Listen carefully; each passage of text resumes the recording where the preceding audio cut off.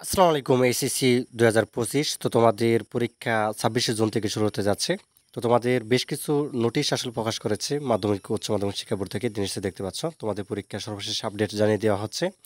তো এখানে তোমাদের বিশেষ করে একটা বিষয় তোমাদেরকে সতর্ক থাকতে হবে, সেটা হচ্ছে পরীক্ষায় মানে কেন্দ্র পরীক্ষা আসলে বহিষ্কৃত বিষয়টা নিয়ে। তো অনেক শিক্ষার্থী দেখা যাচ্ছে সামনা করে কিন্তু তারা বহিষ্কৃত হয়।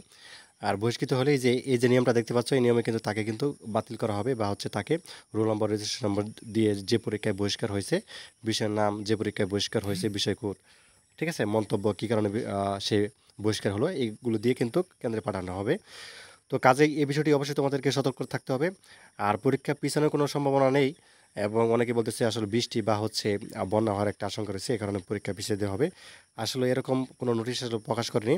এবং ইতিমধ্যে কিন্তু মাধ্যমিক ও উচ্চ মাধ্যমিক শিক্ষা বোর্ড তাদের যে কার্যক্রম এবং তাদের যে নোটিশ, তারা কিন্তু ক্রমান্বয়ে কিন্তু অর্থাৎ কিন্তু আপলোড করতেছে এবং বা নোটিশটা প্রকাশ করতেছে, ঠিক আছে।